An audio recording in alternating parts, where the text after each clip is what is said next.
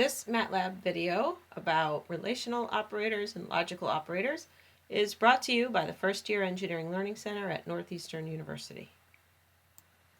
Relational operators compare two numbers to determine whether the comparison is true or false. These are the relational operators in Matlab that we will cover in today's video.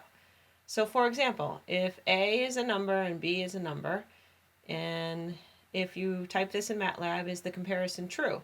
If true, the result would be a value of 1. If false, then the operation result would be a value of 0.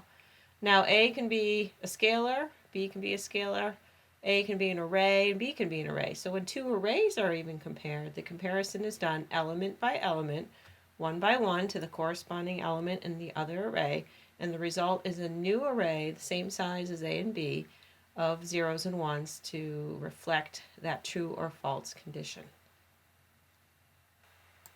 Okay, so let's try a few examples. 5 greater than 8. Is 5 greater than 8? No, that's false, so the answer will be a 0. Is 4 equal to 4? Yes, that's true, so the answer will be equal to true.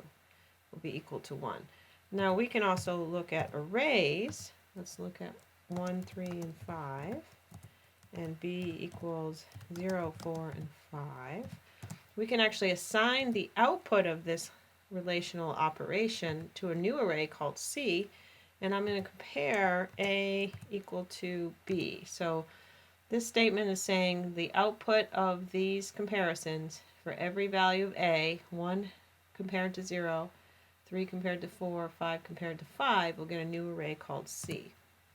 And so in this case, is 1 less than or equal to 0? False, so there's a 0 there. Is 3 less than or equal to 4? True. Is 5 less than or equal to 5? True. So what does Matlab do first? So we learned earlier that arithmetic operations happen in a certain sequence. But these arithmetic operations have more precedence over relationships.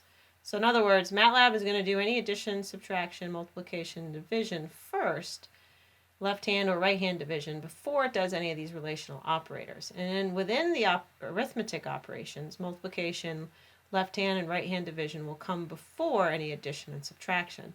Now, within relational operators, Matlab will conduct those from left to right unless the parentheses forces a certain one to go first. So let's look at a few examples in Matlab. So as an engineer, as we're using Matlab to conduct calculations using equations, we have to be very mindful of the order or the way that we write these equations. Taking into account that order of precedence, Matlab will do certain things first. So whether you intend these to happen in this way or not, just be mindful of how Matlab operates. So in this example, we've got 3 plus 4 less than 16 over 2. Now, if you want to know if you're trying to compare some numbers, Matlab will do the arithmetic first for you. So if that's what you intend to do, it will do the comparison. Is 7 less than 8? And that is true. Now, if we change that, so if I use my up arrow to grab that last command again, but I put parentheses around certain things. Now, if this is what I really intended, we'll get a different result. So in this case, what's going to happen is it'll do what's in parentheses first. Is 4 less than 16? That's true. So this expression now is equivalent to 1. And then the 1 divided by 2 will get done and then added to the 3. So the answer will end up being 3.5. Now if I try doing this with arrays so we can see how Matlab handles arrays of data, knowing that I need to use the same size here, and I can combine commands here to get two arrays. I'm going to create a new array called C, and I'm going to do some element by element math here to make sure that my A is multiplied by my B, and then I'm going to compare that to my B divided by my A. And so let's see what our result is. And so what's happening here is each one is multiplied here is 1 times 0 is 0. Is that greater than 0 divided by A? And is 0 greater than 0? No, that's false, so we get a 0 here as the answer. In this case, we have 3 times 1 is 3. Is 3 greater than 1/3? That's true, so we get this result. So let's do another example where we substitute the greater than relational operator for the not equal to. Not equal to is comparing the values of two sides, two operands, and giving back output if the result is true or false. So A times B has the dot here for element by element. And so the 1 times the 0 is 0. Is 0 not equal to 0 times 1? 0 divided by 1, excuse me. Is 0 not equal to 0? No, that's false. 0 actually is equal to 0, but the comparison not equal is false. So that's why C is 0 here. With the other elements of A and B, we have 3 times 1 not equal to 1 divided by 3. So is 3 not equal to 1/3? That's true. So we get that result here. Okay, let's move on to logical operators. Logical operators are looking for more sophisticated conditions. And the examples of them in Matlab are the ampersand sign for and, the vertical bar for or, the tilde for not, or the XOR statement for exclusive or. Now, logical operators are comparing either one or two operands on either side of the logical operator. And they're essentially looking for whether conditions are true and false, and whether they're both false or both true, or some combination. Now, if you've got a number, an operand that you're comparing in a logical operator, and it's not a 0 or a 1, then any non-zero number is considered a value of true in Matlab programming language. So let's look at this truth table. It's very similar to truth tables you've seen maybe in another language like C++.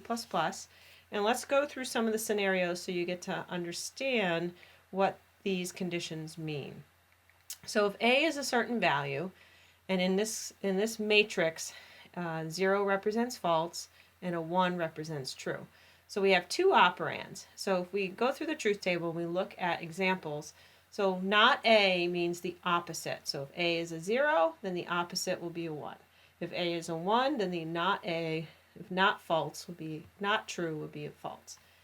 The next condition is A and B. This is looking for the condition that A is true and B is true. You might use this in your engineering programs to consider whether two results or two comparisons by relational operators are true, and then in logic to determine what to do next if both of those are true. So if A is false and B is a false, then this condition is false. A and B have to both be true for this answer to be true, which is only in this case where A is true and B is both true. This case is the or. This expression is looking for the condition whether A or B are true. So if A and B are both false, this or condition is false. This is false and true. If A or B are true, then that condition is met, so that will be true. In this case, A is true, but B is false, and so in this condition, either one is true, so that is true. And in here, we get either one is true, so this is also true. Now in the exclusive or command in Matlab, you have the A and B as the elements that this built-in function is operating upon. So this is looking for the condition that A or B is true, but not both. So in this sense, none of these are false. This is true and this is true because either one of these is true. But not in this case. It has to be an exclusive. Either this is true or this is true, but not both can be true. That's why this is false. Okay, so here's what happens when we start to combine the relational operators with logic operators. So in this example, we're comparing to see is A less than B, and if that's true or false or not. So the result of this will be either a 0 for false or a 1 for a true, and whether this is true or false. And so if both this and this are true, then this expression will be true. And it's the same thing if you're comparing two arrays. So whether A and B are scalars or if A and B are the same size arrays, Matlab will look at each element in the arrays element by element to look at the corresponding, and the results will be an array of zeros and ones. All right, as an example, let's take a look at 1 less than 3 and 7 greater than 2. So this is looking for the condition. If 1 is less than 3, if that's true, and 7 is greater than 2, then this condition will be met or fulfilled, and the whole total expression will be true, which is the result. Now notice I didn't have to put the parentheses in because the relational operators happen before the logic operators. But if I do something like this, 3 and 7, these are considered non-zero values, so these will be considered ones. So is 1 and 1 true? That's true. And then it's going to look at 1 greater than 0. Is 1 less than 1? Well, that's false. And so from left to right, you get a 0 right away, and you get that false. So be careful where you put your parentheses. Now let's take a look at this, and let's flip the less than and take a look at, is 1 less than 3 and is 7 less than 2? Well, we know that's true and this is false. So our answer, both conditions are not met on each side of the logical operator, so the whole expression is considered false. Let's take a look at how this works with a matrix. So we have two matrices, A and B. We're going to put some values in them that we've had before. And let's take a look at A less than B and B less than 2. So we're going to say, okay, is A less than B? If that's true, and B, the corresponding value of B is less than 2, then this whole expression is true. And so is 1 less than 0? That's false. So right away we know that this condition cannot be met because both sides of the logic operator have to be true. If we flip it, we flip the logic operator and say A greater than B. Let's see what we get. Now we should get the true, because is 1 greater than 0? True. And is this B less than 2? Is 0 less than 2? That's true. So that's the corresponding value in here. Now let's look at the comparisons on the second element. Is A greater than B? Is 3 greater than 1? That's true. And is this less than 2? That's true. So that's why we get those results. Play around with other symbols. Let's try another one now. Okay, so now let's do an example where we're combining relational operators with that logic operator, the OR condition. Either this or this is true for this expression to be fulfilled. And we can compare it with arrays, or let's do some in Matlab. All right, so now let's look at this OR condition. 1 less than 3 or 7 greater than 2. As long as one of these is true, this condition of OR will be met, and that is true in the case, which is why we get an answer of 1.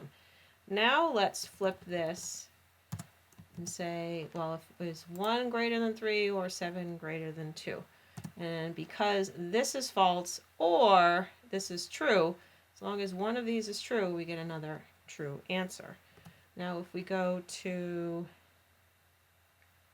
flip it one more time, neither of these conditions will be true. So in your engineering programming calculations, you might have some output, you might be doing some if-else statements that gives you these operands. They might not come in numbers form, they might come in ones and zeros in terms of other variables. So you're not always going to see these operands and these logic operators used in just purely mathematical equations. You might be using them to determine the next step that your program smartly makes. All right, so the last few examples, you can go through these in your own command window, but this is the not operator. It's the tilde. In order to type the tilde, it's above the tab key on a traditional American keyboard. Use the shift backwards apostrophe to get to that tilde. So it's really doing the opposite. If it's not true, if it's not false, it'll be true, and if it's not true, it'll be false. And the same thing applies to arrays. So you can use this and then do the opposite. So that's example. I won't do that one in Matlab, but let's take a look at the exclusive OR operator. And this is looking for scenarios where either one or the other is exclusively true. but not both true. And so you can force your programs to take certain next steps. It's a way to design logic into your programs to do certain things later. A lot of times our programs might be using an if condition. If this is exclusively true in this sense, then your program can then follow different pathways of logic depending on the conditions that are met using these logic operators. So with that, that concludes Relational Operators and Logic Operators, brought to you by the First Year Engineering Learning Center.